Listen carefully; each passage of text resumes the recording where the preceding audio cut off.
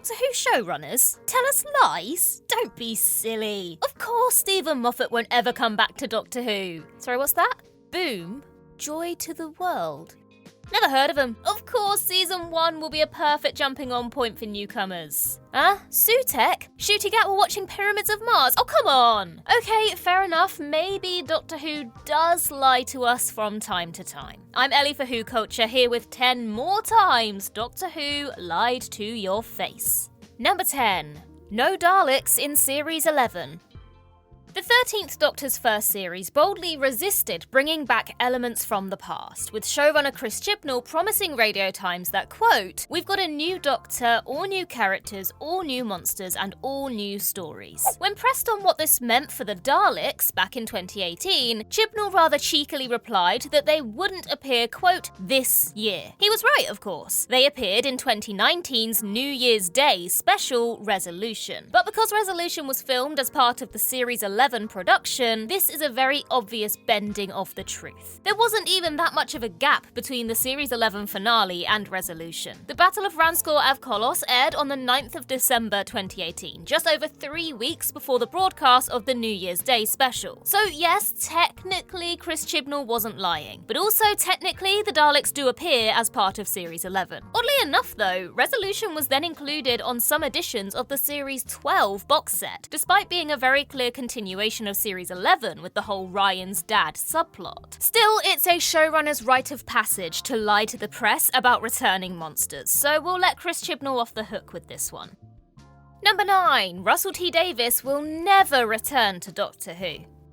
While there are some fans who might wish that he'd stuck to his word, Russell T Davies was pretty vocal about not wanting to return to Doctor Who. In 2019, he told Radio Times that returning to Doctor Who would, quote, "be like coming back to a job I did 10 years ago, wouldn't it? Who would do that?" Who indeed? Well, a year earlier, Russell T Davies had been even more adamant in his desire never to return to the TARDIS, saying, quote, "Really, think about it. Go back to the job you had 13 years ago, or go back to your old school, walk in, say hello, take your old seat and start giving instructions. Watch everyone's faces shortly before they call the police. Move on. And besides, why look back? The future is golden." 4 years later, Russell T Davies did walk in, take his old seat and start giving instructions, and nobody called the police, no matter what they thought of Empire of Death. So was Russell T Davies lying when he said all this? Maybe. Or maybe he did genuinely believe he wouldn't go back until lockdown happened and David Tennant and Catherine Tate convinced him otherwise. Either way, it would certainly be interesting to hear how he feels about his decision to actually return now.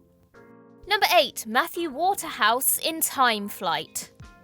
All of us probably experienced our parents lying to us about death in our youth. Spoiler alert, your rabbit didn't get taken to a special rabbit farm. Oh, and Matthew Waterhouse isn't in Time Flight. Now, yes, before you write it, Matthew Waterhouse is in Time Flight. He appears as an illusion of Adric in Part 2. But we're specifically talking about the decision to include him in the Radio Times credits for Part 1. As that particular issue of the Radio Times would have gone to press before Earthshock Part 4 had aired, producer John Nathan Turner was keen to protect the big surprise that Adric would be killed off in the final moments of that episode. Apparently, Waterhouse's contract also extended into the production of Time Flight, which gave Nathan Turner and writer Peter Grimwade the opportunity to deploy Adric. So while the Radio Times listing wasn't strictly a lie, the implication that the listing made was a huge misdirection about the fate of Adric, and was intended to make people believe he would still be alive. Lesser producers than John Nathan Turner wouldn't even consider the implications of not including Matthew Waterhouse in the pre-broadcast credits for Time Flight. It's proof of Nathan Turner's commitment to the viewer's experience by protecting big surprises like the death of Adric.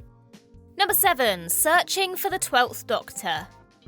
At San Diego Comic-Con in 2013, Doctor Who showrunner Stephen Moffat told Digital Spy that, quote, "the search for the 12th Doctor has barely begun." Less than 2 weeks later, Peter Capaldi was unveiled as the 12th Doctor in a live show spectacular on primetime BBC One. Once again, Stephen Moffat had lied through his teeth. In fact, at the time of his interview with Digital Spy in July 2013, Peter Capaldi's casting had been known by the Doctor Who production team for quite a while. Even the idea of a search for the 12th Doctor Doctor was a lie, with Peter Capaldi being the first choice to play the part. There would have been other names as backups in case Capaldi said no, of course, which is probably where those Rory Kinnear and Ben Daniels rumours came from. But Capaldi was always Moffat's man, and in fact Moffat had briefly considered casting him as the 11th Doctor before Matt Smith entered the picture. Fundamentally though, lifelong Doctor Who fan Peter Capaldi was never going to say no, and savvy Doctor Who showrunner Stephen Moffat was hardly going to kick Capaldi out of his kitchen after his successful audition. Still, it's another example of a little white lie leading to another big reward, this time during Doctor Who's glorious 50th anniversary year, in which Capaldi's 12th Doctor, or rather his eyebrows, was unveiled in spectacular fashion. And really, with Matt Smith's regeneration on the horizon, we should have known that the search for his replacement hadn't barely begun. The search for the next Doctor Who isn't something you rush at the last minute, is it now?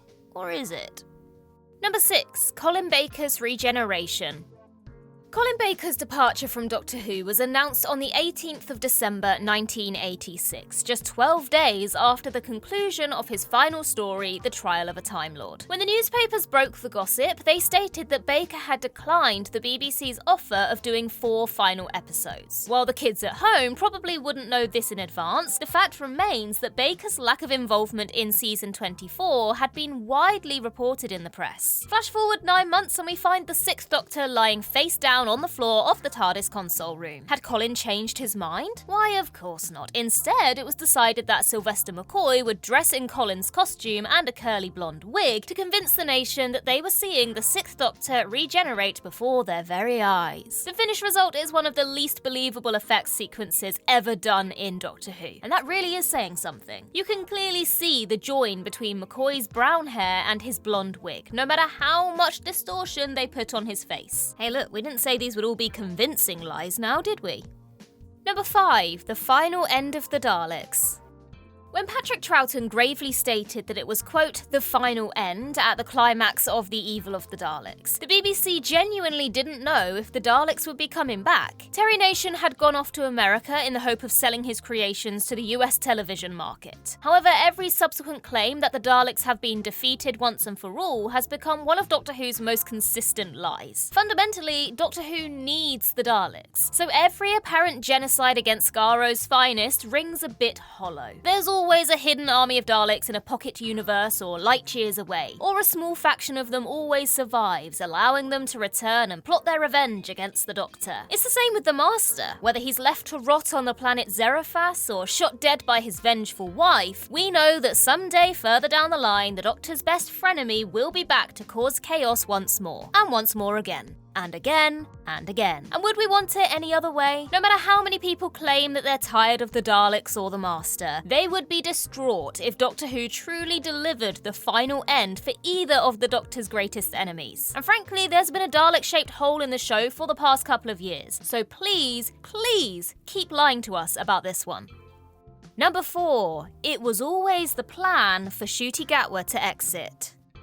The Reality War is an appropriate title for the Season 2 finale, given the war between fact and fiction going on both behind the scenes and in the publicity for Ncuti Gatwa's final episode of Doctor Who. During his last appearance in Doctor Who behind the scenes material, Gatwa stated that it was, quote, always the plan for him to do 2 seasons, and that his knees were telling him it was time to quit the role. Fast forward a few months, and he's bending those knees while leaping about the stage in his new play, Born with Teeth. And if it was always the plan, then why did he let slip on a 2024 episode of The Graham Norton Show that filming was due to start on Doctor Who Season 3 next year? In reality, the plan was clearly for Ncuti to do 1 or 2 more seasons, and then move on. However, Disney dragged its feet on committing to future seasons, and thus, here we are. Now you can't blame an up-and-coming talent like Gatwa for wanting to stretch his knees a little, can you? And you also can't blame him for blurring the truth. It's not like Disney, Russell, or anyone else involved is actually going to admit that their shiny new reboot hasn't gone to plan. At least not yet. No doubt the tell-all memoirs and interviews will emerge one day, and I for one cannot wait to find out what really happened. Number 3. The TARDIS is no more. The shock cliffhanger to Frontios Part 1 saw the Fifth Doctor's TARDIS get blown to bits on the surface of the titular planet. While there was never any serious intention to get rid of the Doctor's time machine, rumours began circulating that this was the end for the TARDIS. Unsurprisingly, the press seized upon the controversy, with the Evening Mail asking Sandwell schoolchildren to pick their own TARDIS replacements. A Mr. S. Peters of Tring even wrote to the Daily Express to decry the axing of the TARDIS as sacrilege, before inviting like-minded people to make their distaste known to the BBC. In a DVD commentary, Peter Davison theorised that it was John Nathan Turner himself who spread the rumours of the TARDIS's axing. Whether or not that's true, we can all agree that some of the greatest lies are by omission. So John Nathan Turner and the BBC's refusal to comment only stoked the flames of public opinion. That, coupled with the announcement of Colin Baker's casting, helped to generate tons of free publicity for Davison's final season. Clearly, all this press fervour left an impact, as a preview of Attack of the Cybermen in the Fife Free Press a year later asked whether Colin Baker would still have his TARDIS with him. Number 2. No Master in modern Doctor Who. In the Doctor Who Confidential episode all about the long game, there was a section about the Master, in which the likes of Sylvester McCoy, Peter Davison and Russell T Davies discussed the Master. And the incumbent showrunner didn't sound all that keen on the idea of bringing the character back in the modern era, saying, quote, "I'm sure someone will bring back the Master one day, because it's a sort of irresistible idea. I just think it should be done properly. He should be written properly. I mean, the Master used to turn up in a story and say, ha ha, I'm about to destroy everything. And then you're going, why? Someone. Hey, Russell? Not you. It's clear from how Russell T Davies approached Doctor Who in 2005 that the return of the Master must have been playing on his mind when he said all of this. After all, Davies systematically brought back the Daleks, then the Cybermen, so the Master was surely the next headline villain. And with how much RTD1 feels like a cohesive package, particularly with regards to the Time War and the fates of other Time Lords, there's no doubt that he'd at least considered how the Master would be reintroduced to modern audiences. And so, 2 years later, Russell T Davies could resist the Master no longer and brought him back in the heart-stopping climax to Utopia, proving once again that playing your cards close to your chest can often be for the benefit of the viewer. Number 1. Annual Doctor Who in RTD2. That's a serious plan. Annual Doctor Who. No gap years, lots of content, on and on and on. Yes, please. So Russell T Davies told Doctor Who magazine back in December 2022. Oh boy, what a difference 2 and a bit years makes, huh? Here in 2025, we're not even sure when the show is coming back. Russell T Davies' assurance of Annual Doctor Who is kind of being fudged by pushing The War Between the Land and the Sea into a 2026 release date. But the fact remains that it's a promise left unfulfilled. In fairness to Russell T Davies, he probably believed that he'd be able to pull these plans off when he wrote his column back in 2022. But still, he must have known that there was a good chance he wouldn't be able to fulfill the promise of yearly Doctor Who. His promise ignores outside factors like streaming figures, Disney's subscriber numbers, and the corporate whims of the House of Mouse. Even taking Mickey Mouse out of the equation, it's a show that is incredibly hard to make, which is why there were so many gaps in the Moffat and Chibnall years. It got to a point where our steady diet of 13 episodes a year plus a Christmas special just became unsustainable. Annual episode counts decreased from 14 to 13 to 11, with longer and longer gaps springing up. And so with all that in mind, isn't an empty promise just as bad as an outright lie? On the optimistic side, hopefully lessons have been learned from the debacle of the Disney era, and Doctor Who might finally become the annual show we all hope it can be. And no, Russell, that doesn't include 5-episode Sea Devil spin-offs. And that's our list. No, really, it's the end. Watch. 3, 2, 1. Just kidding. See, look, I can lie too. Okay, no, it really is the end now though. It's over. You can click off. But do make sure that when you are clicking off, you are clicking onto one of our other lovely videos when you do so. And in the words of Riversong herself, goodbye, sweeties.